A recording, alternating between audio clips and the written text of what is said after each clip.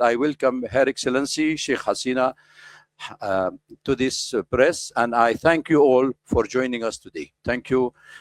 Mr. Prakash Aditri will introduce our guest on the dais and online.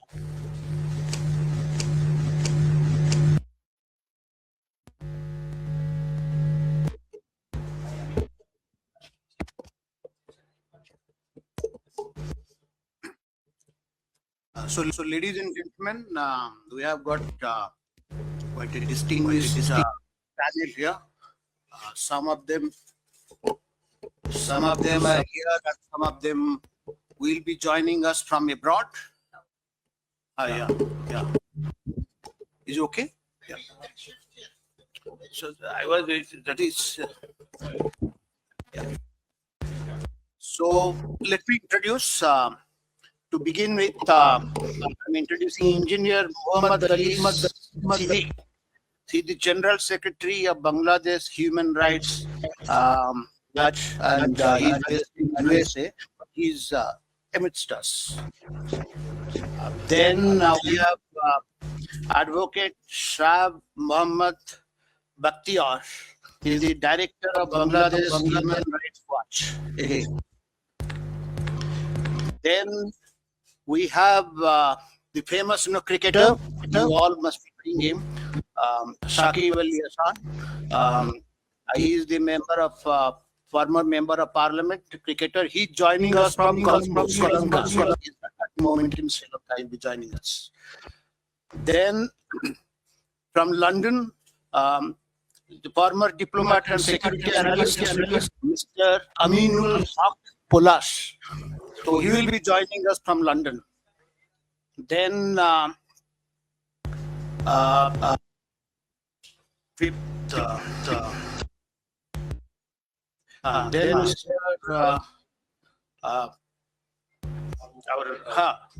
Muhibul Chowdhury, former education minister of Bangladesh. Then we have Mr. Abu Ubaiddin Arin, sitting next to me, writer and counter-terrorism analyst. And then we have Mr. Sajeev Ajay Joy, who was the former advisor to Prime Minister of Bangladesh. He's joining us from the United States. And then finally, we have Mrs. Sheikh Hasina. Doesn't need an introduction. Is the president of Bangladesh Awami League and former Prime Minister of Bangladesh. So, ladies and gentlemen, let's welcome them. And we are really, we all are grateful to you that all our distinguished panelists have come and spared their valuable time. So, welcome once again to all of you. Thank you. Thank you, Mr. Prakash. Can I ask each speaker, please, to limit to the time 3 to 5 minutes, and we can start with Mr. Muhammad Ali Siddiq to speak, please.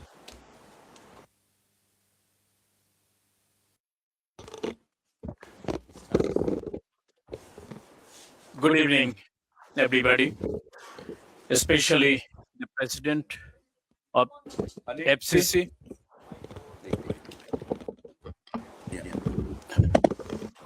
the President of FCC of South Asia, Dr. Wail Awad, organized and arranged this important and timely event to raise the voice what's going on right now. The beautiful country Bangladesh once was growing as an emerging country, economically, socially, viably. We are honored to be present here. The former Prime Minister Sheikh Hasina is the chief guest, and she will deliver her important speech over here regarding the second anniversary of the crucial, disastrous, dangerous day, 5th of August 2024. She knows ins and outs how these events happen, how the popular democratically elected government ousted by So we don't want to kill time. I traveled all the way from New York to Delhi.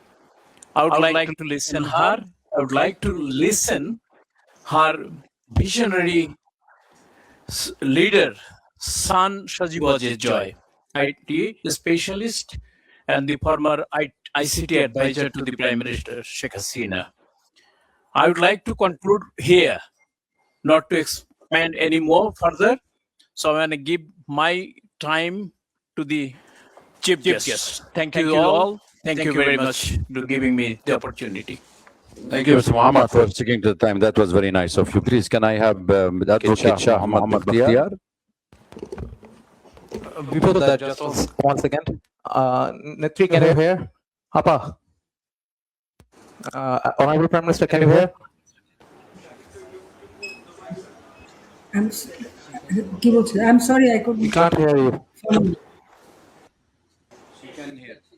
Can raise your hand. Just raise your hand. Yeah. Hello. Yeah, please go ahead. Well, thank you very much for receiving me in this meeting. Good evening, So, everyone. Today is Honorable FCC Club President, and with FCC Club digital print media members. I am Advocate Shah Bakhtiyar. I am here. We are in Bangladesh right now, severe seeking in democracy problem. Since August 5th, 2024, Bangladesh has been undergoing period of democratic crisis. Dr. Yunus' occupation of the democratically elected government of Sheikh Hasina has caused nationwide crisis where the mob violence has resigned supreme. Law and order has been taken a back seat as the life of the many have been uprooted during this time. The Yunus administration did not follow the constitution and instead following their own rule as they use their power for the own benefit. The outright ban of the Awami League has not only disrupted in Bangladesh political scene, but ruined their human rights record as well. Political leaders have been wrongly killed and also thrown them into the jail without fair court trial. During his Dr. Yunus' 18-month ruling time, Bangladesh regressed as a nation economically.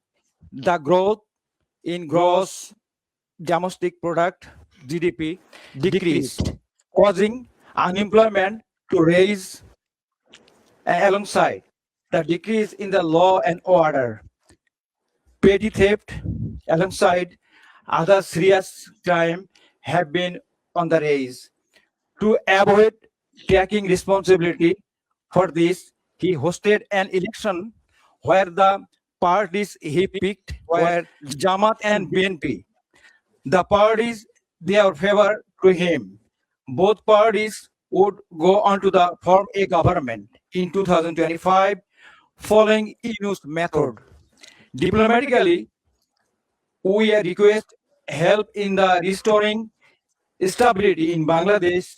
We request a fair trial for Sheikh Hasina has and proper election where the Awami League government can contest so that democracy can be restored in Bangladesh. Thank you. Thank you for all. Thank you very much. Also, can I have Saqib Al Hassan online, please? Can you hear us, Saqib Bhai? If Saqib is there, Wait, one thing happened. He is currently playing in Sri Lanka, so he sent a message, voice message recorded to me right away. He's playing the semi-final of Sri Lanka Premier League. I'm playing it. okay. Can we go live? Her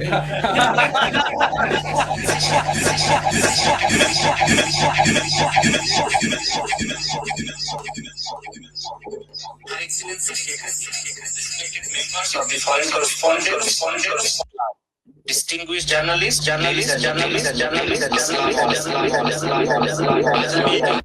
হিসাবে আপনাদের সামনে কথা বলতে চাই। August মাস আমাদের ইতিহাসের এক গভীর আবেগের মাস। এই মাসে আমরা শ্রদ্ধার সঙ্গে স্মরণ করি আমাদের জাতির ইতিহাসের এবং সেই সব মানুষের যাদের একই সঙ্গে সাম্প্রতিক সময়ে আমাদের দেশে যে প্রাণহানি ও সহিংসতা ঘটেছে তা আমাদের সবার হৃদয়কে গভীরভাবে ব্যথিত করেছে। যারা প্রাণ হারিয়েছেন শিক্ষার্থী সাধারণ মানুষ, আইন শৃঙ্খলা রক্ষাকারী বাহিনীর সদস্য কিংবা অন্য যে হোক না কেন, প্রতিটি জীবনই ছিল একটি পরিবারের সদস্য, একটি মায়ের সন্তান, আমাদের দেশের অমূল্য সম্পদ। আমি তাদের সবার প্রতি গভীর শ্রদ্ধা পরিবারগুলোর প্রতি আন্তরিক সমবেদনা প্রকাশ করছি। যারা আহত হয়েছে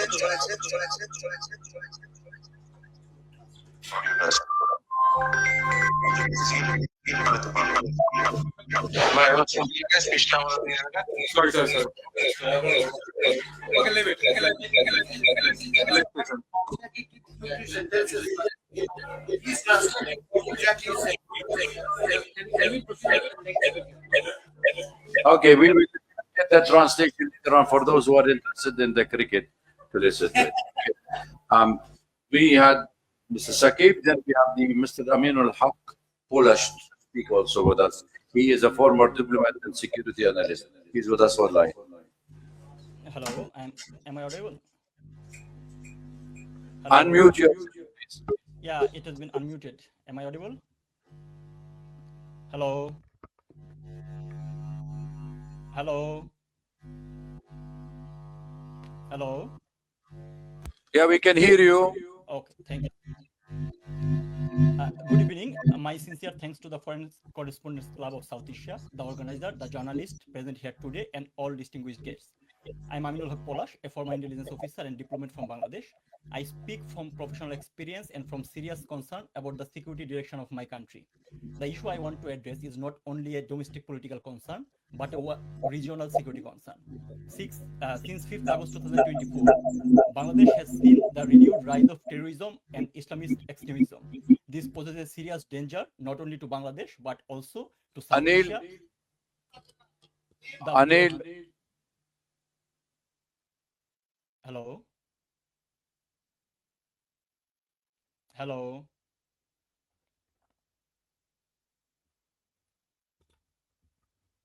Hello?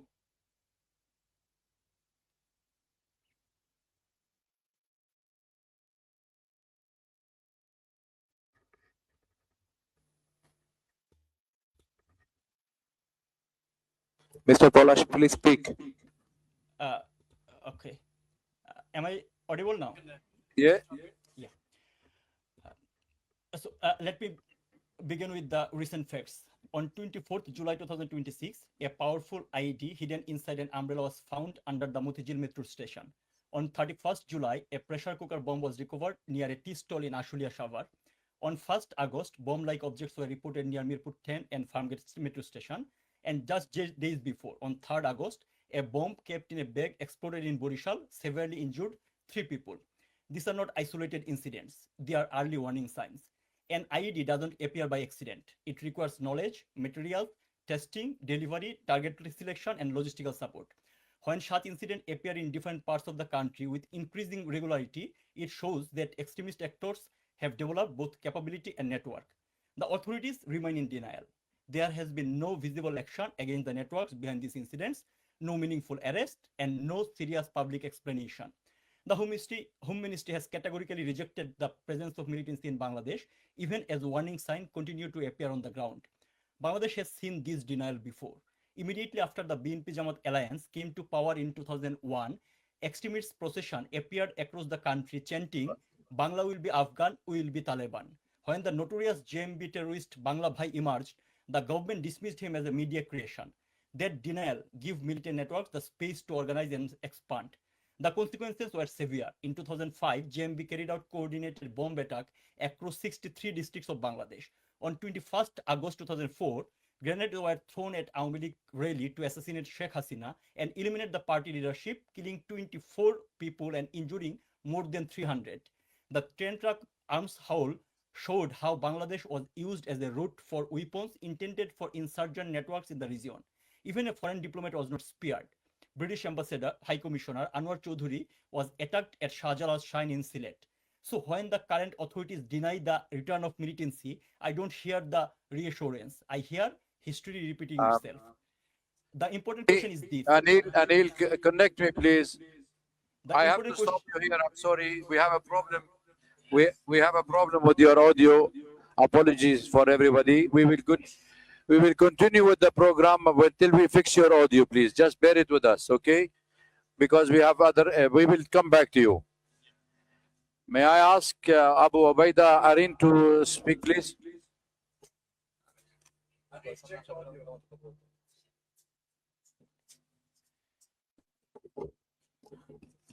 Good evening, everyone.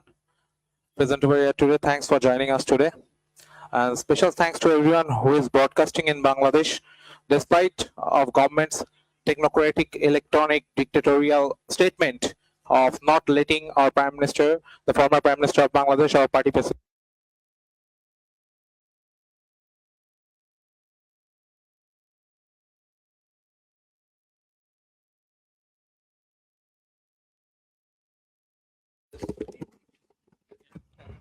Camera.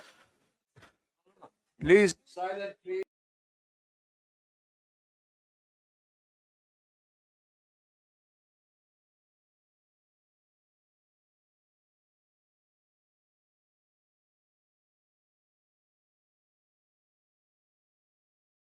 of a vision, and we believed in the vision so deeply that we carried her to a landslide victory, and she did not forget that promise. She took a country that ranked #1 in corruption and built it into one of the fastest growing economy on earth. She found a nation beat by bare khamba or lamppost, without wire and electricity, and built it with wireless innovations. She found a nation where trust funds and foreign aid were looted, where 10% commission to however known as a must thing to get a tender or any kind of business in Bangladesh.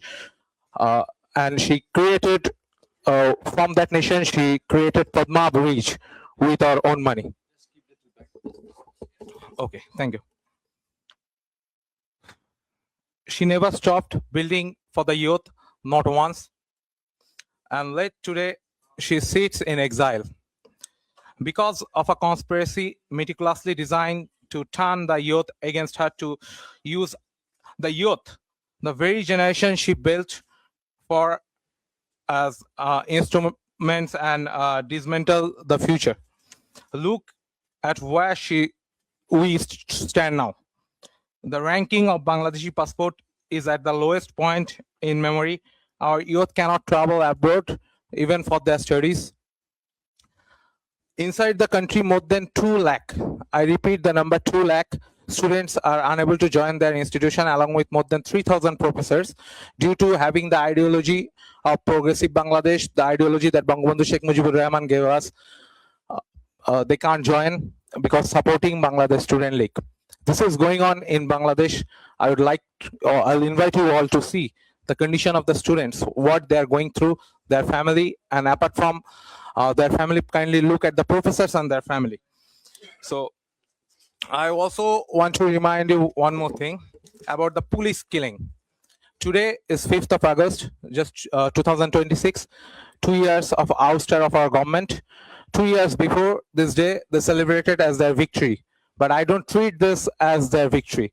This day is especially dedicated to the police, because more than 3,200 police officers were killed in 5th of August 2020 during the July-August terror.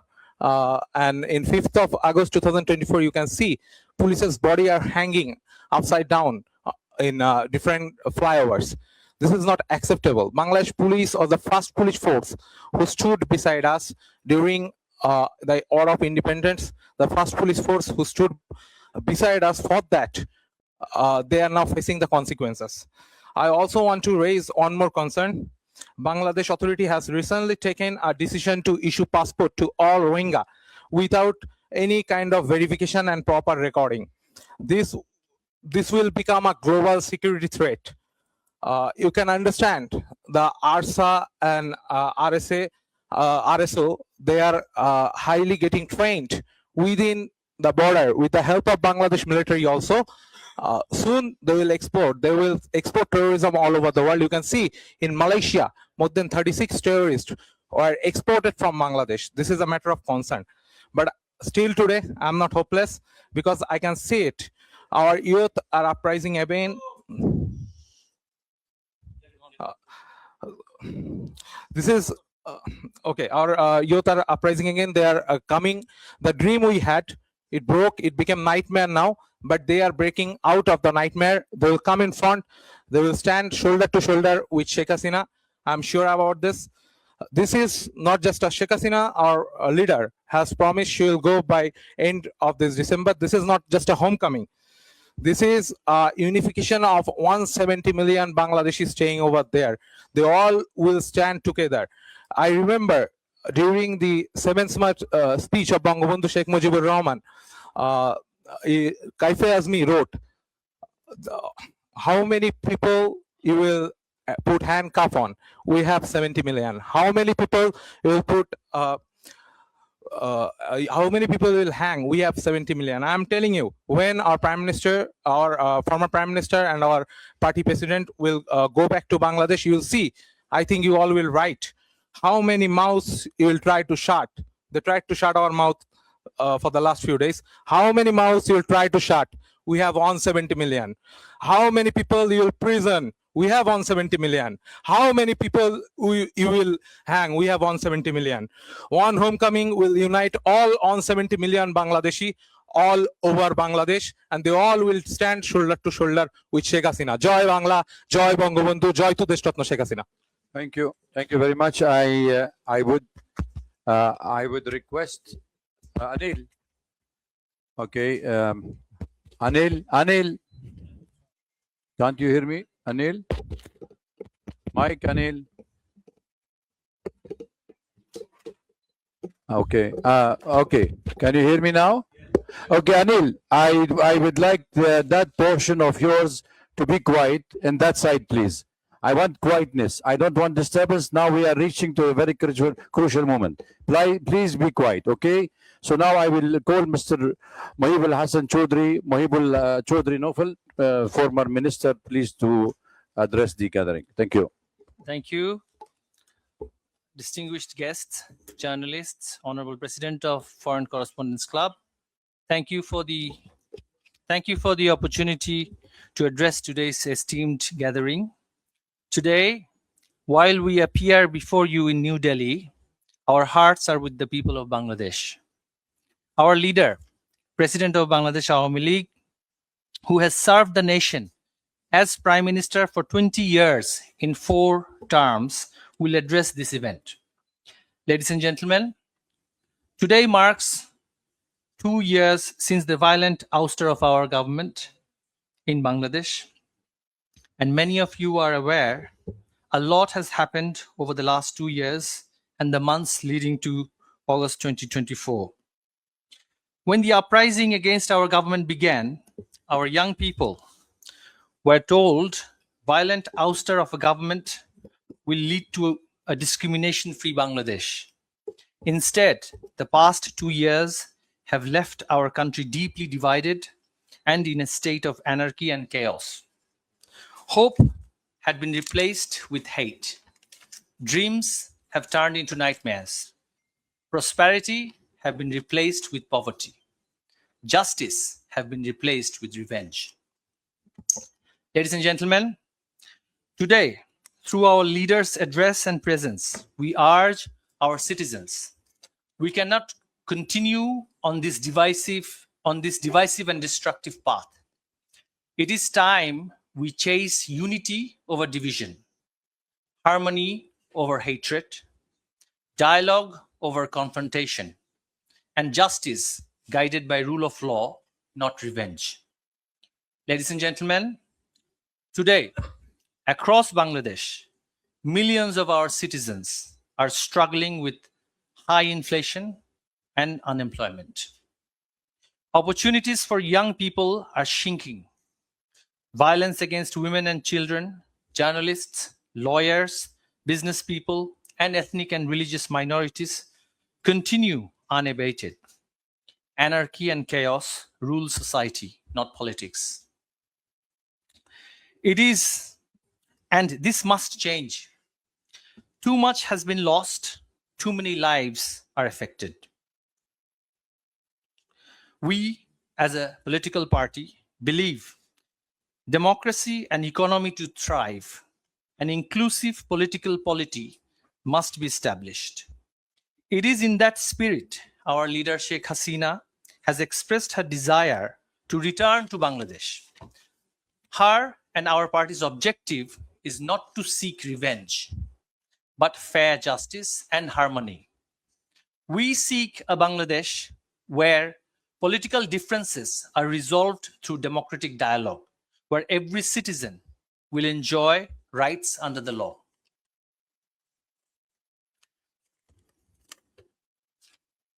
Ladies and gentlemen, as a political party that has served Bangladesh for decades, we recognize no government is without shortcomings.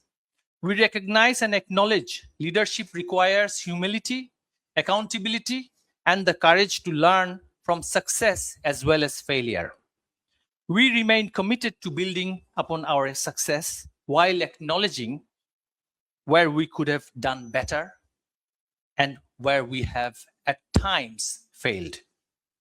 We seek no special privilege.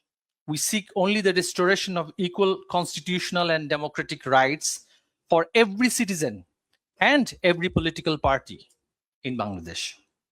We respectfully call upon every constitutional institution of Bangladesh to uphold their responsibilities with fairness, neutrality, professionalism, and fidelity to the rule of law. To the young people of Bangladesh, we say, your dreams matter, your aspirations matter, your future matters. You deserve a Bangladesh where you can study, work, innovate, and prosper without fear, discrimination, or political division. Ladies and gentlemen, our plea to all the friends of Bangladesh and international stakeholders is that they ought to facilitate an inclusive political atmosphere and not support the extreme elements who are continuing violence in Bangladesh and who are institutionalizing religious extremism in Bangladesh. We find the veiled extremists are often touted as liberals by certain stakeholders, and we urge to end this duality. To our people, we urge, let us come together, not as opponents, but as one nation. Let us reject the politics of hate and embrace the politics of hope. Let us replace division with unity, fear with confidence, exclusion with participation, and vengeance with justice. And let us see this homecoming of Sheikh Hasina as a chance to heal and hope and not fight and fall. We believe together we can rise again, learn from past and progress into future. But if we don't now, if we don't, grave and worse future awaits us. We cannot let Bangladesh become a failed state. If the extremists and the fanatics are pampered and patronized, this future generation shall suffer for perpetuity. May we stand and heal together and defeat the dark forces. Joy Bangla, Joy Bangla. Thank you very much for your point of view. And I would request Mr. Aminul Haq, Polish, if you are still with us, if you can come for 2 minutes only, please. Just 2 minutes, but slow if you can. Otherwise, I have to go to the second speaker. Please, thank you. Am I audible? Yeah, am I audible now? Hello? Hello? Hello? We can hear you. Okay, so let me wrap up in this way. So there are several current incidents that indicate that like Islamic terrorists and the militants are directly active in the field. Still, government is denying the fact, and it doesn't start overnight. It starts right after 5th August 2024. Uh, Militant leaders has been bailed and released. They came to the public sphere. They have become active again. The Yunus regime did not take any sort of initiative to tackle that tackle that terrorism issues. And that is still going on. So I urge to international community so that they can come forward to look into the issue, because terrorism never confined into a national border. If Bangladesh, the terrorism cell active that much that are currently visible in the field, so that will impact not only Bangladesh but also our regional security, as well as the Bay of Bengal, our maritime road, our business, investment, everything. So my urge to the international community and the journalists to look into the issue, because Bangladeshi media is not speaking in line, and the authority is in denial mode about the resurgence of militancy in Bangladesh that we successfully combat in 16 years of Awami League government under the leadership of Sheikh Hasina. Government is planning to dissolve like CTTC, ATU. They are the fundamental backbone of countering terrorism. So these things are happening in Bangladesh. We need international community attention in this matter. Thank you so much. Thanks for having me.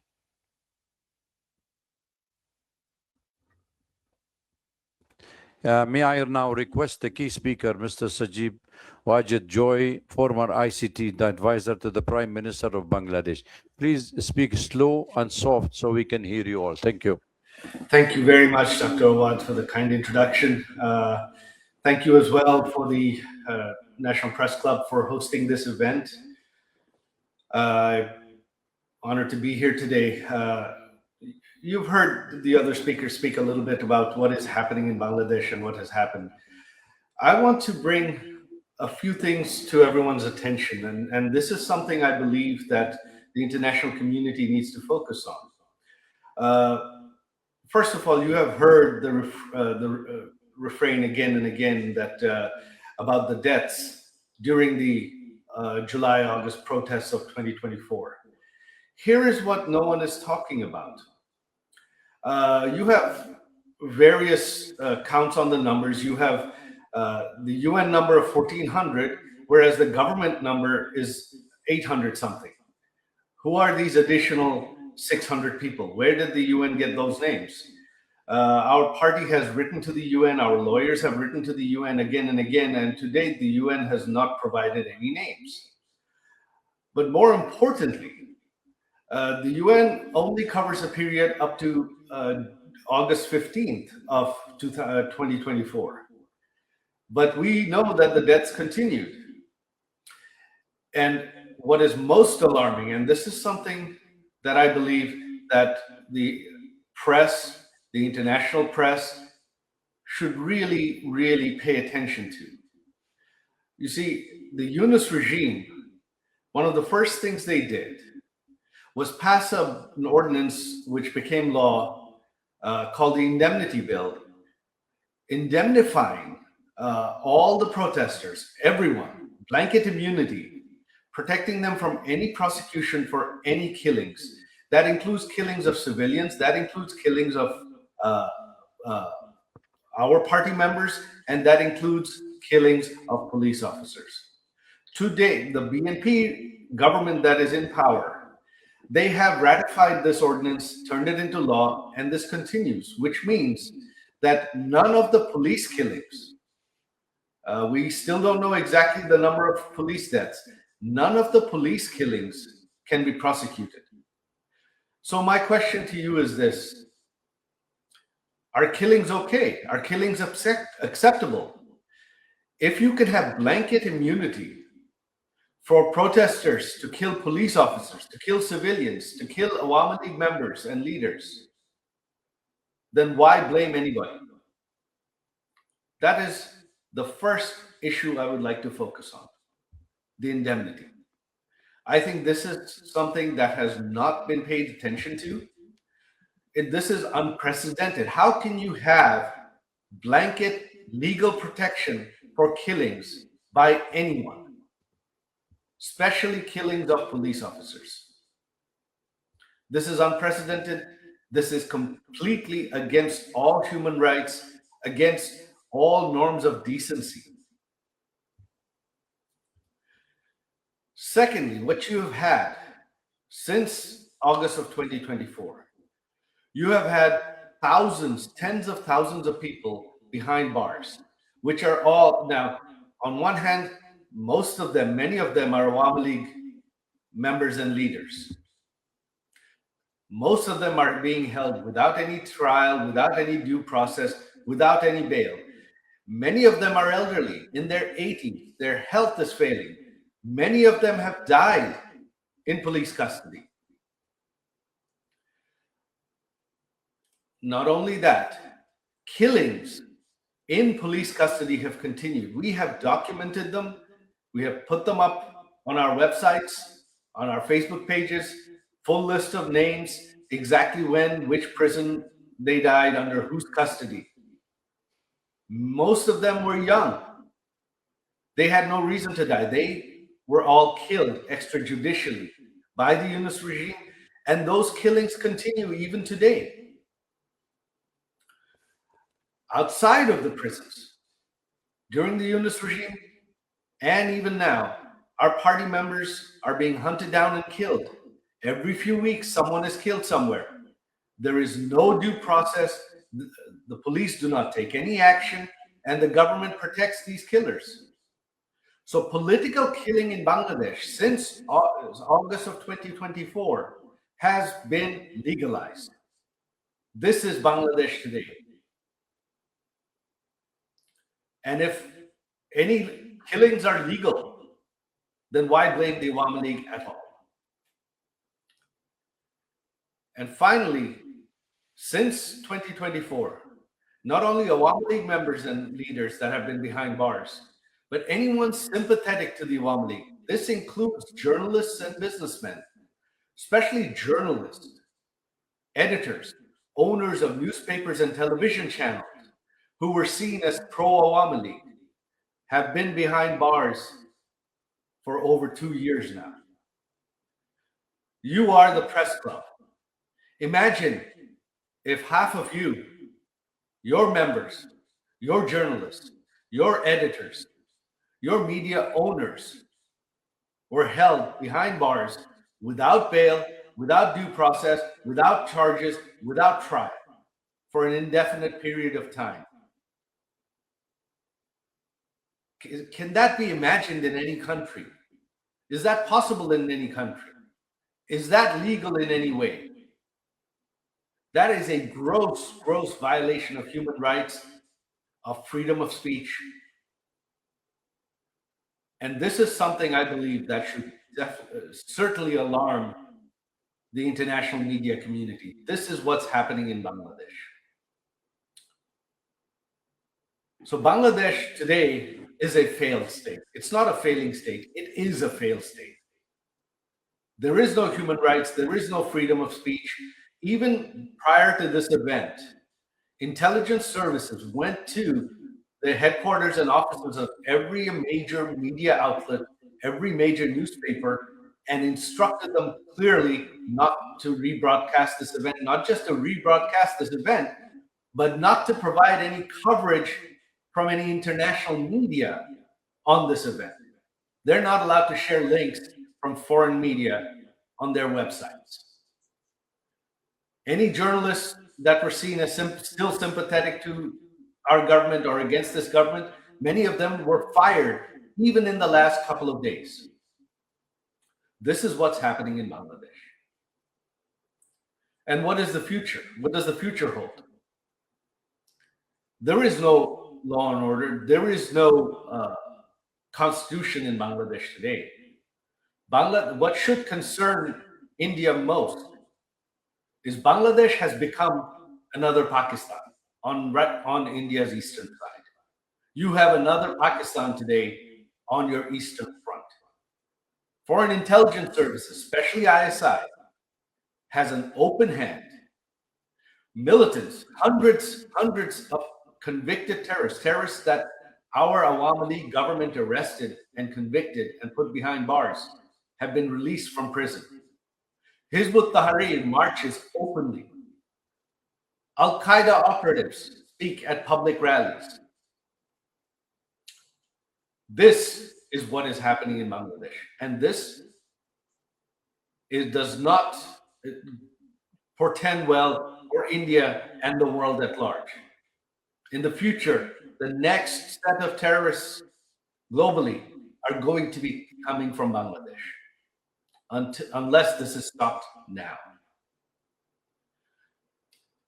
And where it has to begin is from the media, especially you in India. You are the world's largest democracy. Your media has reach.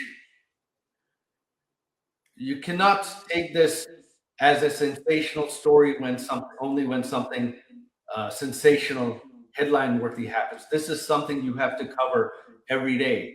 This is something that you have to raise international awareness of. If you raise it, the international media will pick it up. If the international media covers it, it will come to the attention of international leaders. That is what needs to be done. If that is not done, then Bangladesh's future is bleak. India's future security is bleak. As to what the future holds, who knows? But right now, this is the future. The Constitution doesn't exist. Even if we hope that in 4 years there will be an election in Bangladesh, who knows what form it'll take. The BNP, running unopposed, has a 2/3 majority.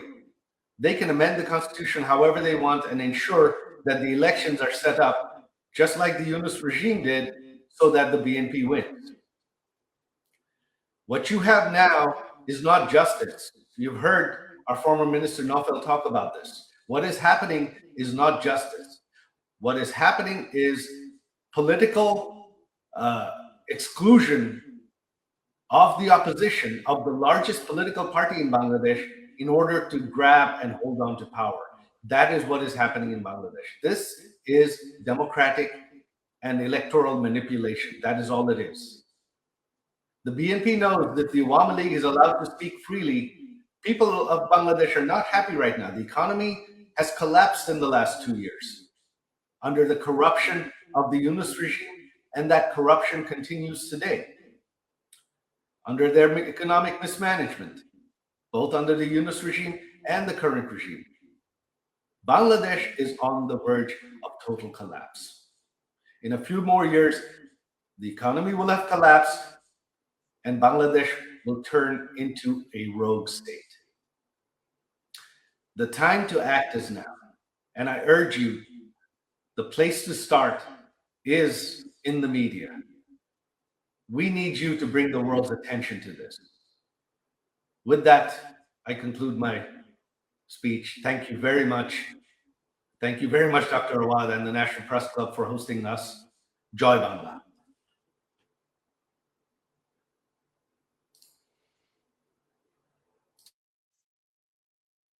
Wajid, but I would request you to stay online with us because there will be questions raised by the colleagues around. So please stay with us till we have the Honorable President of the Awami League, Mr. Certainly, Sheikh. I will stay online to answer questions. Yes, Thank please. you. Then let me get her online, and then we will take her point of view, audio only.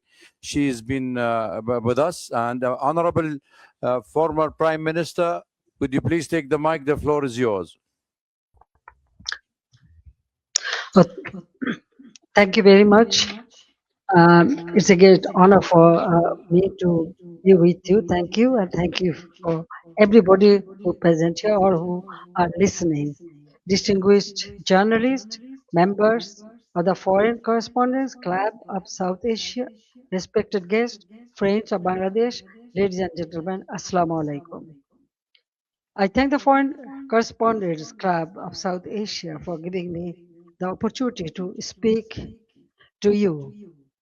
I also thanks the journalists who continue to follow events in Bangladesh with seriousness and courage. Journalism has a duty to seek truth, especially when power tries to hide it. In difficult moments of history, that duty becomes even more important. Today, I speak not only as someone who had the honor of serving Bangladesh 5 times as a prime minister, but also as the daughter of the father of the nation, Bangabandhu Sheikh Mujibur Rahman. I speak as someone who has spent her life with the people of Bangladesh. I was forced away from my country, but I was never separated from my people. Before I speak about the present crisis, I pay my deepest homage to the father of the nation, Bangabandhu Sheikh Mujibur Rahman, to the Saline national leaders, and to the 3 million martyrs of our war of liberation. I also remember with profound grief and members of my own family whom I lost on 15th August 1975.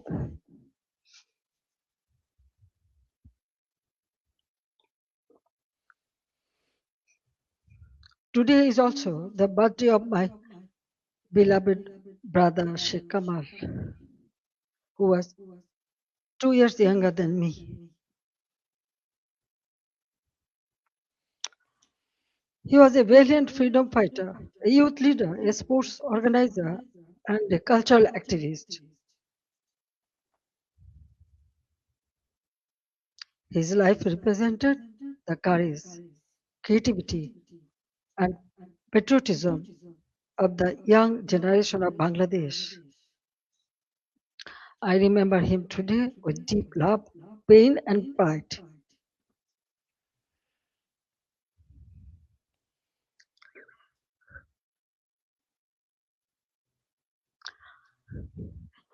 Ladies and gentlemen, for the last 2 years, I watched my beloved Bangladesh suffer.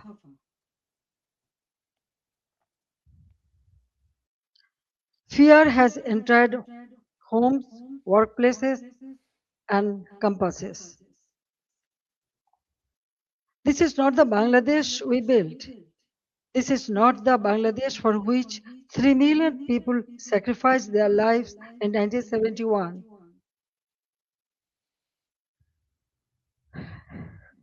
Let me begin with the truth about July and August 2024. It was not a peaceful student movement. From the beginning, my government tried to resolve the issue peacefully through dialogue, legal process, and patience. But behind the language of reform,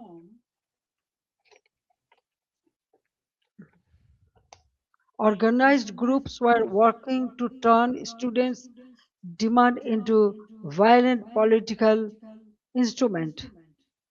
In 2018, responding to student demands, we abolished the quota system. In 2024, when the High Court annulled the decision, the government appealed because we wanted to uphold the abolition. I personally took the initiative for dialogue with the students and invited them to Ganabhavan, the Prime Minister's residence. 3 ministers also held discussions with them. A quota reform movement was turned into a one-point demand for my resignation.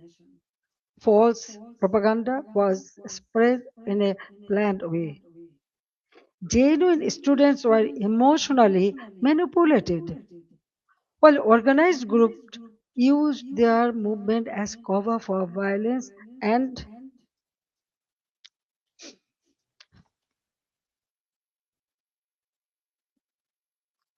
regime change. Muhammad Yunus himself said this was a meticulously designed movement led by a mastermind. His own words expose the truth. It was not simply a spontaneous student protest. There was no visible or responsible leadership. Instructions were given invisibly. It was organized, directed, and used to create a path to power outside the ballot box. From July 15th, the character of the movement changed. Killings, arson, attacks, and looting began. State property was destroyed. Bangladesh television was attacked and set on fire. So was different buildings like Shetu Bhavan, the Directorate General of Health Services, the EPI vaccination program building, Farmgate Metro Rail Station, flyover, Mohakali Elevator Expressway, science research facilities, the Disaster Management Office, a national database center, a COVID-19 special hospital, Bangladesh Medical University, residential hotels, industrial facilities, businesses, prisons, and including Noshingdi and other district jails were attacked, vandalized, or burned. All the terrorist criminals were released.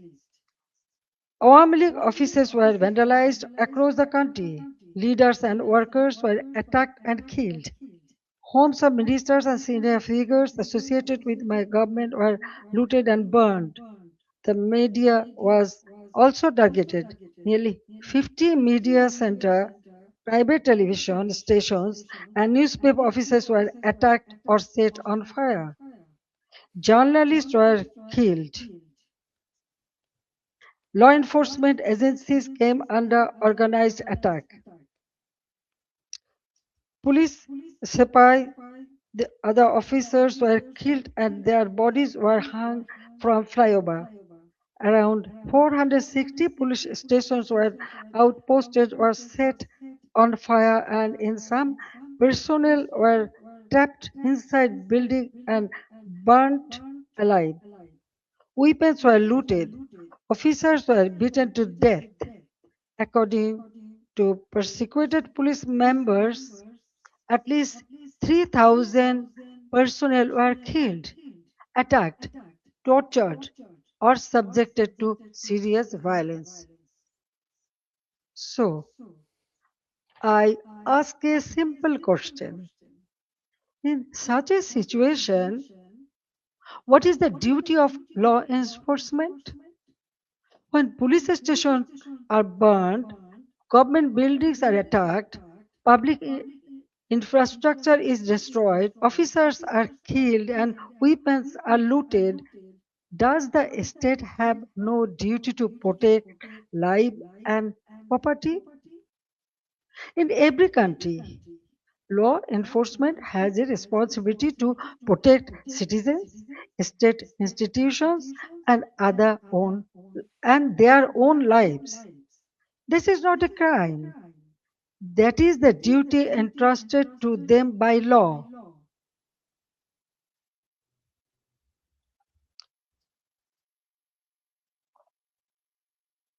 At the same time, I wanted the truth to be known.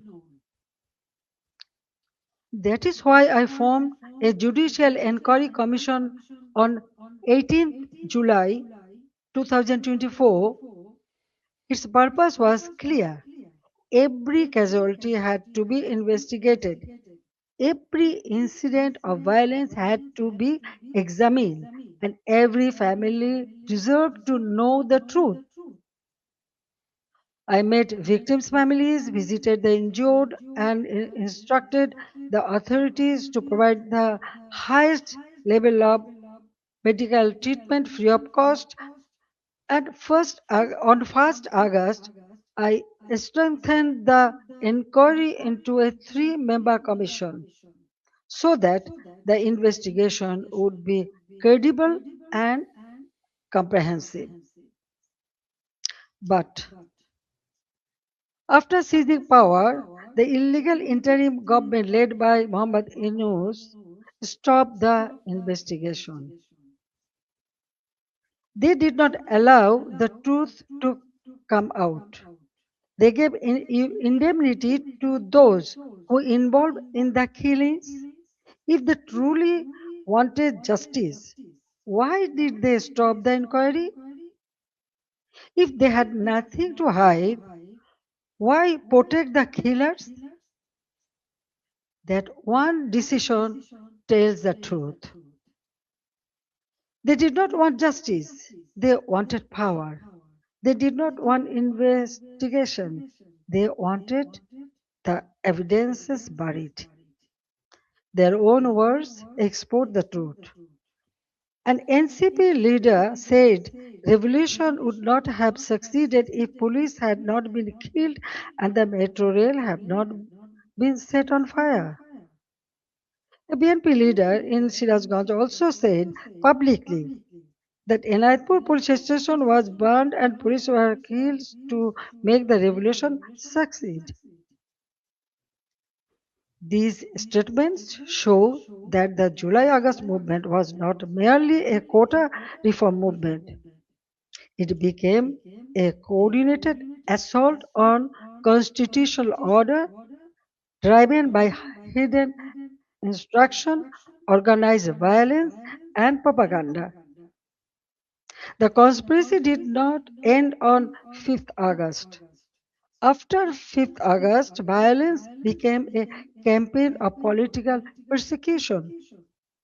The killing that began on 16 July with the murder of Shobuz Ali, a Dhaka college student and student league activist, has not stopped. Awami League leaders and workers are being killed, disappeared, arrested, driven from their homes, and buried under false cases. At least 10,000 have been killed or disappeared. Around 650,000 have been arrested over the last 2 years. Around 3,500 cases have been filed. Namely, nearly 450,000 leaders, workers, and supporters are accused. More than 1 million others have been listed as unnamed accused. Against me, more than 600 cases has been filed. Women activists of Satru League, student organization, youth league, other affiliated organizations are facing abuse, humiliation, torture in custody. Many leaders and workers have also died in prison amid documented accounts of torture, denial of medical treatment, deprivation of food, negligence, and denial of basic rights. The persecution is not limited to the Awami League members of only. The member of minority community, judges, lawyers, intellectuals, cultural figures, journalists, professionals, workers, even rickshaw pullers, farmers, ordinary citizens have been attacked, arrested, or accused in murder cases. No one who stands for the spirit of the liberation war is safe. Symbols and memorials of our liberation war have been destroyed. Freedom fighters have been humiliated with garland of shoes. The historic residence of Bangabandhu Sheikh Mujibur Rahman, the Bangabandhu Memorial Museum at Dhanmondi 32 has been attacked and demolished in phases. This is not random violence. This is an attempt to erase the spirit of the liberation war from Bangladesh. Muhammad Yunus himself spoke of pressing a reset button to whip away the country's previous history. They want to erase the liberation war, they want to erase Bangabandhu, they want to rewrite Bangladesh against the foundation on which it was born. Convicted war criminals have been released. Militants and top terrorists have been freed even after a state election brought the BNP to power. The situation did not change. Bangladesh remains a grip of fear, terror, repression, economic hardship, and deep insecurity. Now, look at the condition of the country. The progress we built has been destroyed, and ordinary people are paying the price. GDP growth has fallen to 2.22% compared with 6.80% during the Awami League government. Industrial production has fallen sharply. For the first time in 54 years, the industrial sector has faced negative growth. Defaulted loan in the banking sector have reportedly risen from 13% to 47%. Poverty has increased from 18.60% to 46.8%. Investment has turned negative. Job creation has collapsed. More than 2 crore people have newly fallen into unemployment. Over 500 industrial factories have closed. More than half of industrialists and business owners are either in prison or forced into hiding. The government is running by borrowing 700 to 900 crore taka from banks every day. Project costs have been increased by 50% to 250%. At the same time, militancy is rising. Women and children are facing torture, rape, humiliation.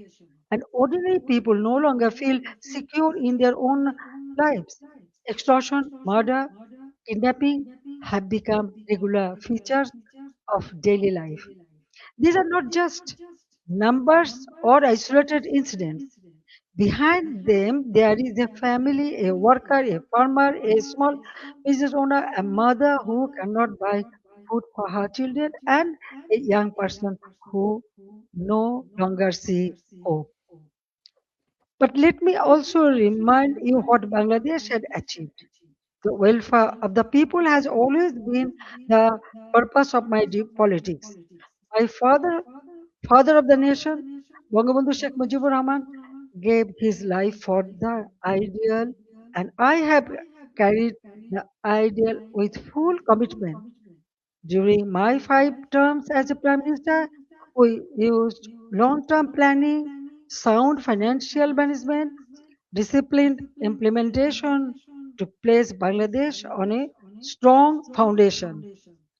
After 2008, across 16 years and 4 consecutive terms, we implemented major projects such as Padma Bridge, Metro Rail, Rupur Nuclear Power Plant, Matarbari Deep Sea Port, Kandafuli Tunnel, Bangabandhu Satellite. We maintained GDP growth between 6.5% to 7.5%. Our development projects were not vanity projects. They were part of building national capacity. Our social programs were not charity, they were investments in human dignity. We made Bangladesh stand tall. We made it known as the rising tiger of Asia. Bangladesh's crisis is not only a domestic crisis, it affects regional peace, security, trade, development, and human dignity. That is why I call upon the international community and all the friends of Bangladesh to stand with the people of Bangladesh in their struggle for democracy, justice, and peace. A stable Bangladesh matters for South Asia, for the Bay of Bengal, for development partners, and for all countries that believe in democracy, rule of law, and justice. The next decade can be a decade of recovery and renewal, but only if democracy is restored and the people are allowed to decide their own future. That is why I make these demands clearly. The ban on the Awami League must be lifted, political prisoners must be released, false cases must be dropped, freedom of speech must be restored, media freedom must be protected, judicial independence must be guaranteed. Law enforcement agencies must serve the people, not those who use power for revenge. These are not demands for one party only. There is necessary steps to save Bangladesh. Whatever fate awaits me, I will return to my people. I cannot stay away while my beloved countrymen are suffering. I know I may be detained, I may be sent to prison, they may try to enforce verdicts issued in fabricated cases, but fear cannot decide my duty to the people. My life moved beyond calculations of personal safety long ago. In 1971, I was in imprisonment with my mother. My son, Joy, was born in captivity. In 1975, I lost my family. I spent 6 years in exile. After returning home, I fought against military ruler, dictatorship, and political conspiracies. There were 19 assassination attempts against me. Even the grenade attack of 21st August 2004 could not stop me. Therefore, I am not worried about my own future. I am worried about the future of Bangladesh. I want to return because the people deserve security, development, prosperity, and peace. They deserve a state that protects them, an economy that gives them opportunity, and a democracy that gives them rights. My return and the return of the Awami League to the democratic process is not about power. It is about putting Bangladesh back to the right track. It is about reviving the country's path of development, progress, secularism, stability. I want to return to Bangladesh to one purpose, to stand beside the people and help improve their lives. The people are the source of all power. I believe in them, I trust them, I love them, and I will return to them. Joy Bangla, Joy Bangabandhu. Thank you very much for listening me and giving me so much time. Thank you.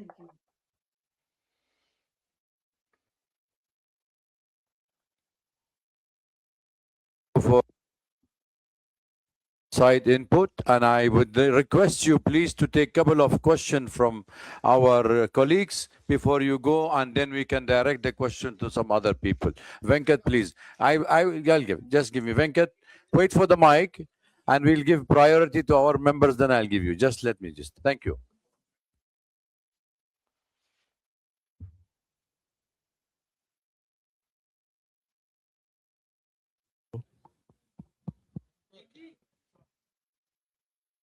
Is it on? Can you hear me? Okay. Madam Sheikh Hasina, have you decided on the date on which you're going to go back to your country? Because the present regime says the moment you arrive in Dhaka, they're going to arrest you. What are your plans if they arrest you? Have you put together any team of lawyers to defend you in a court of law? What are your plans? Thank you. Thank you very much. Actually, I was not ready to take answer, but when you ask me, after going back, they may arrest me. I'm telling you one thing. 1981, when I returned home, that time also they tried to stop me. Dia Rahman was in power, but I went there. But 1983, I was arrested. And again in 1985, 1987, there are several times. Even 2007, that time also I was outside the country, but when I wanted to return home, they tried to stop me, but they could not. I returned home. So I know that they may put me in the jail or they may kill me, anything may happen, but still I have to go back. You are friend of Bangladesh. You are here. I know you will support me. So the people's support, it is very important for me. Yes, I am with them. Thank you. Joy, Sajib will take the question, right?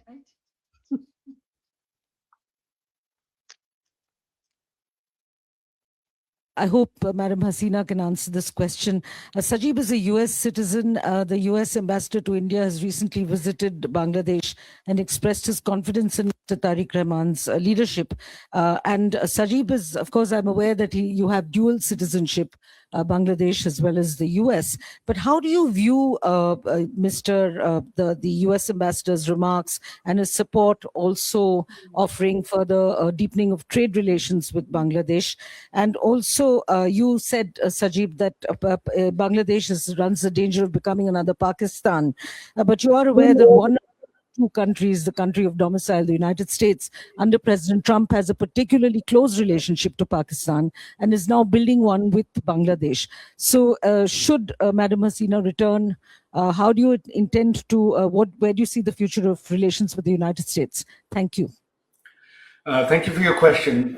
Look, the United States has its own goals. Yes, this is I'm a dual citizen. What Ambassador Gore's remarks, they are simply diplomatic remarks. That those are standard things any diplomat is going to say, and the current U.S. administration, their focus is on trade. They are not focused on democracy, human rights, any of that. Their focus is to increase trade with the U.S. No matter what. So that is what the policy this administration is continuing. However, as you are very familiar, in the U.S., it is a very democratic country. The government changes, policies change completely, and the U.S. has close relations with Pakistan now, but a few years ago they didn't. So this can all change very quickly.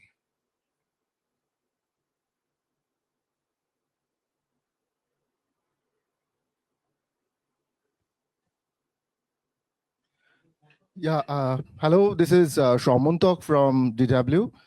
So my question is that since you want to go back to Bangladesh, all of you said that, what's your plan, how to enter Bangladesh, and have you had any conversation with the current government at any capacity?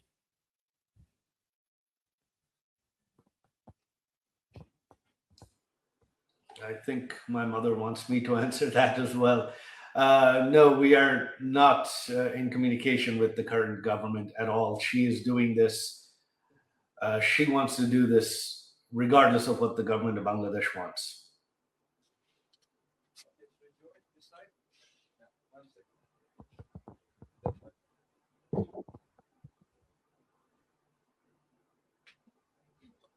Good evening. My question is, the Sheikh Hasina has been in India for 2 years, roughly. And how has her stay been? Has she been in touch with the government of India and its officials? And the fact that she's keen to go back, is this something the government of India is aware of? And how does the government feel? Because the Prime Minister of India in the past has said that Sheikh Hasina is my sister. Well, obviously, the fact that she wants to go back has made international headlines, so I'm sure there isn't anyone in India who is not aware. With regards to how they're treating her, they are treating her like a head of state. They are treating her very well. She's staying as with the full services and security of a head of state. They have shown her, Prime Minister Modi's government has shown her the utmost respect, and for that I am eternally grateful.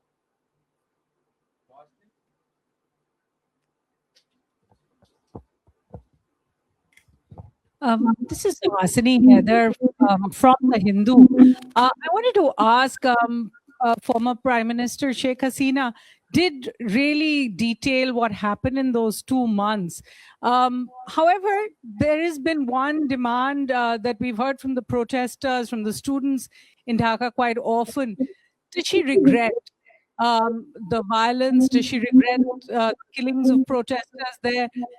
Does she feel sorry about what happened eventually and the events that led up to her coming to India at that time?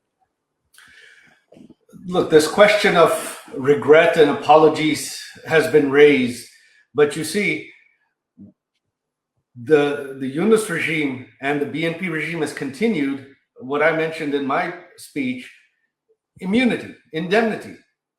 So they have indemnified killings. They have legalized killings. The killings of police officers, the killings of civilians, the killings of Awami League members.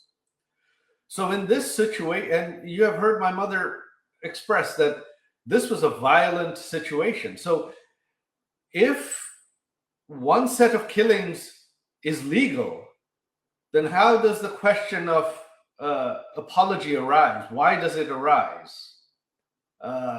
You can't have both. You can't have one set of killings being legal and another set someone has to apologize for. So the day the indemnity is lifted, the day the protesters who killed police officers and civilians and Awami League members are arrested, then the Awami League will apologize, will express regret. But until that day, there is nothing the Awami League to apologize for, because currently all killings in Bangladesh are legal.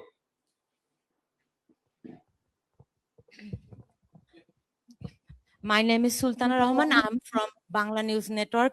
Honorable former Prime Minister, আপনাকে সালাম. Maybe I'm the only journalist from Bangladesh here. I'm really excited and emotional too. It's a great opportunity to ask you a question. That is, you know, the basic foundation of Bangladesh is under threat. That is our liberation war. Many people, hundreds of thousands of people, they are concerned, they are dying, but still they are sad.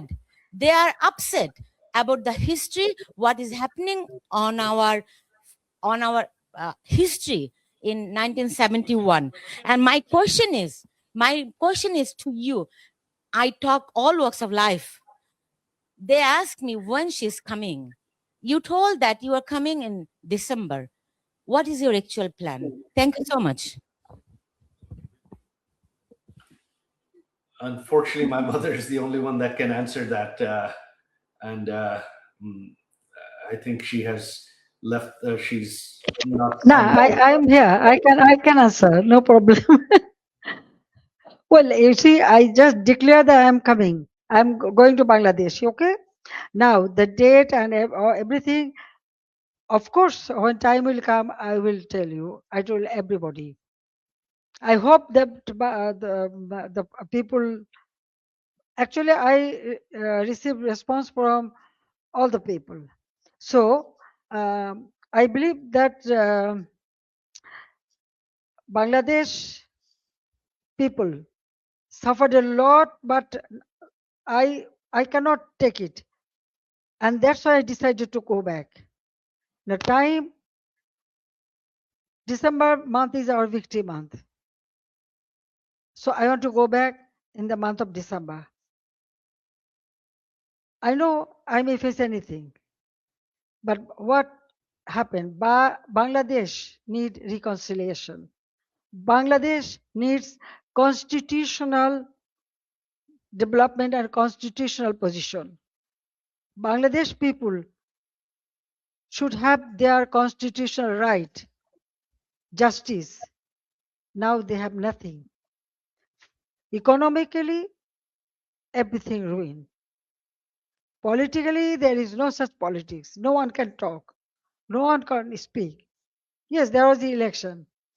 Everybody said, yes, this is a good election. Okay, fine. Then why the persecution is going on? Still they are arresting our people, torturing them, killing. Why? So I believe in democracy. I believe in secular democratic system. So that's why I want to go back, and the time and everything will go, and the history. Now, already they destroyed all our, symbols of our victory, the liberation war, our victory. But everything has been destroyed. So we have to bring it back, because this country we liberated, it is our pride. So I want to bring back that pride to for our people, and so they can stand by themselves, and proudly they can say that we liberated the country, so our history should prevail. That's all. And thank you very much. You speak always in favor of our liberation victory. But at this moment, you know what is happening. Those who lost the war, now they are praising them. They are okay. I don't want to make much comment. Thank you.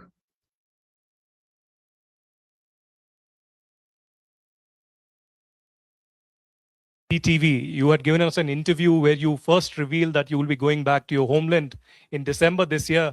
But I also want to communicate. Your son just said that there's no communication happening with the government. But would you want some kind of a back channel with the government before you revisit and return to your homeland, or would you want some kind of a mediation to happen from any neutral party or any neutral country? I ask this especially because today and yesterday, the Bangladesh government has put a blanket ban on your speeches and statements. So how would you intend to now communicate with your own people back in Bangladesh? Thank you very much. India is our friendly country. Anytime Bangladesh is in a disastrous position, India always stand behind them, and they give shelter every time. 1971, then 75, and still. Now, government to government relationship, that is different. But India always has been a great friend, and I know they will remain that. Now, about us, yes, I told you that I was not ready to leave my country. I didn't know that I am coming here, but somehow I reach here. One day, perhaps it will be another. How I am, because all our people, they brought me here. But they took shelter. Okay, so as a friendly country, they always remain as a friend. But I want to go back to my own country. So I believe that I should go. I'm going for my people. It is not the matter of government.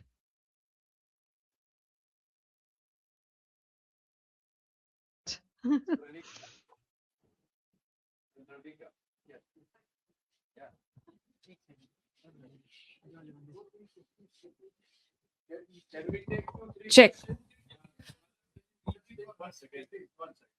Let's take 2-3 questions at one time.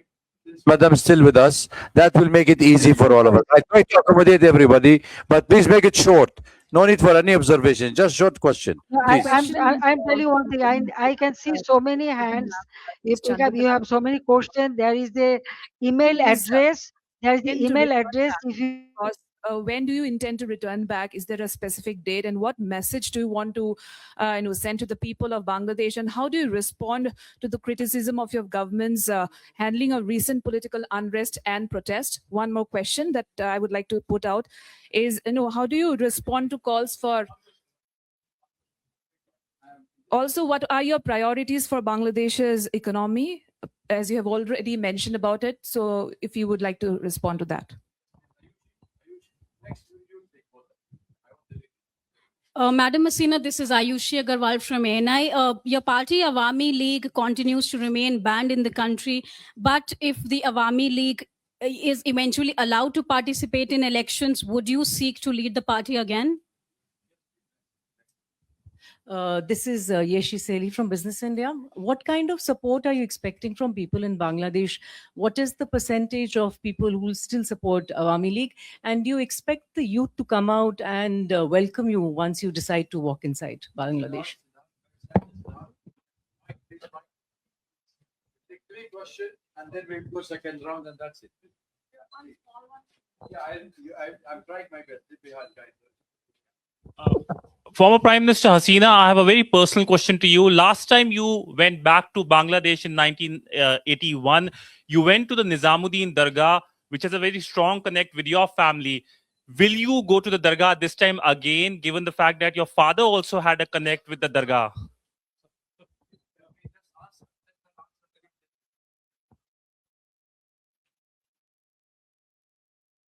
Yes, ma'am, please. Madam Hasina.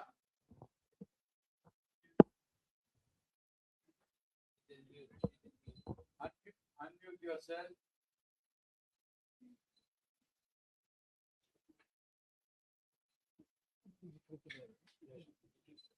Unmute yourself, please. Anil, can you unmute her? It's from there. Both are mute. Unmute. Unmute, please. Unmute yourself, madam. You are muted. Okay. I think any other questions you wanted to raise? Because we are unable to get her online. Yes, please. Spanish TV. Yes, AB. Yeah, take the mic, please. Yeah. Yeah, there. Yeah, ladies behind you. Yeah. So, Madam Hasina, I want to ask, do you plan to surrender to the authorities and face justice, both you and the other people who have been convicted? Yes, please. Yeah, ladies here. Yeah. Behind you. Sorry. Yes. Madam just Hasina, take two, this three is questions. Nainima Basu, an independent journalist. Wanted to understand, as you said, you are aware that you're facing a death penalty. How do you plan to counter that? And also, the Indian government has said that they do not endorse whatever you've said today. So, what is the conversation you're having with the Indian government? Thank you. Thank you. Yes, please, yourself. Final question here. Yeah. Tripti Sorry. Lahiri with the Wall Street Journal. You have said that you're willing to face prison if you are able to return. But what if the Bangladesh government denies you entry? What would you do then? I hope she's on the line to answer. Let's wait and see if she's online so we don't waste our time. Yes, ma'am, please. Can you hear us? Unmute yourself. Or Mr. Saqib, also you can do it. He's gone?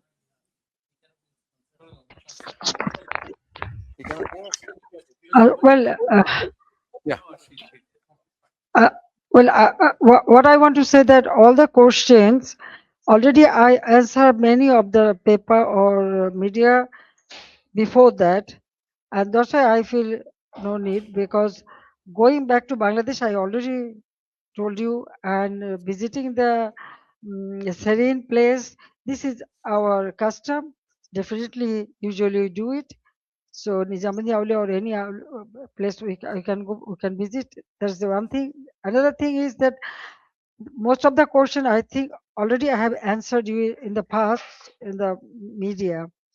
Now the government, what government will do, it is their matter. I have decided to go, I will go, and when time will come, you will be able to know everything. Okay.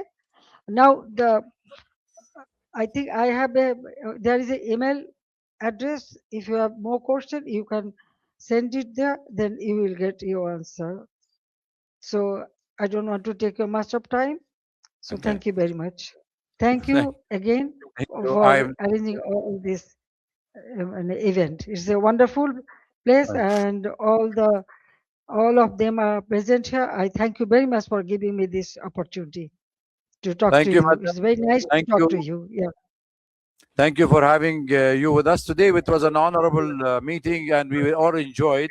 And I'm sure that we will be wish you, all of us, praying for your safe return home and goodwill for Bangladesh. I just wanted, before we end the session, to ask the minister, former Minister Muhammad Ali As-Siddiq, to acknowledge the presence of some of the Bangladeshi leaders among the audience. Please, could you please?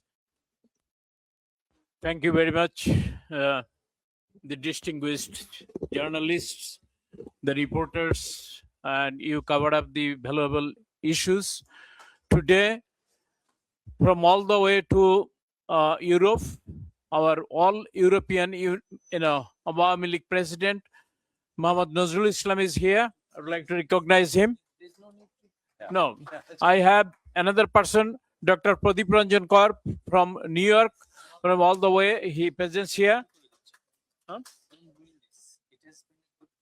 And, we want all sorts of your assistance and help to go back to Honorable Prime Minister to Bangladesh, restore the democracy and human rights. Thank you very much.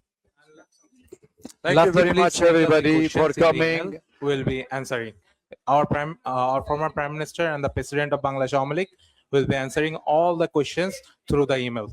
Please, I think we have circulated the email, so please get in touch. Thank you, Arun. I think we all welcome you all for tea and coffee and snacks. Join us. And if you want to take any bite separately from the distinguished guest, feel free to question and ask them. Thank you for being here. It's difficult to control. Bye.